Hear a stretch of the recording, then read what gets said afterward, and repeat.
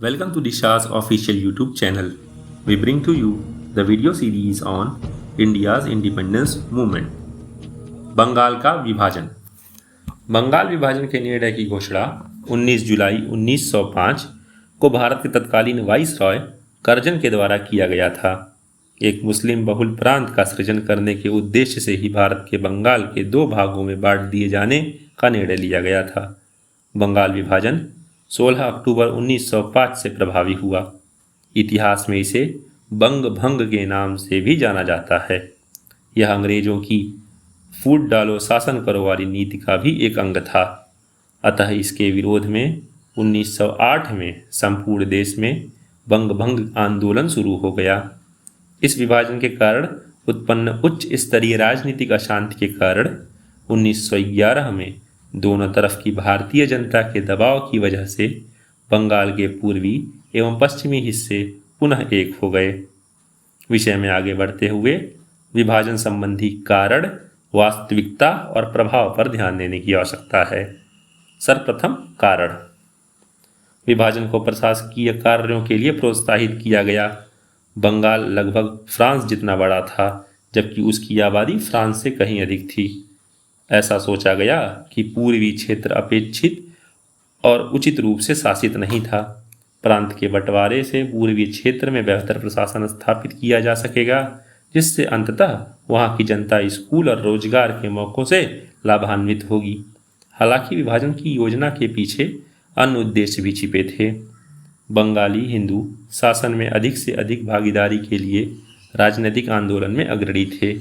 अतः अब पूर्व में मुस्लिमों का वर्चस्व बढ़ने से उनकी स्थिति कमजोर हो रही थी। विषय में आगे बढ़ते हुए वास्तविकता पर ध्यान दें तो वास्तव में बंग भंग का उद्देश्य प्रशासन की सुविधा उत्पन्न करना नहीं था, जैसा दावा किया जाता था, बल्कि इसके दो उद्देश्य स्पष्ट रूप से थे। एक, हिंदू मुसलमान को लड़ाना और दूसरा, नवजागृत बंगाल को चोट पहुंचाना। इसके प्रभाव पर ध्यान दें तो हिंदू और मुस्लिम दोनों ही ने विभाजन का विरोध किया। विभाजन के बाद हालांकि लगभग राष्ट्रीय स्तर पर ब्रिटिश विरोधी आंदोलन प्रबल हुआ, जिसमें कि अहिंसक और हिंसक विरोध प्रदर्शन, बहिष्कार और यहाँ तक कि पश्चिम बंगाल के नए प्रांत के राज्यपाल की हत्या का भी प्रयास शामिल था। यदि गहराई से देखा जाए तो यहीं से पाकिस्तान का बीजारोपण होता है।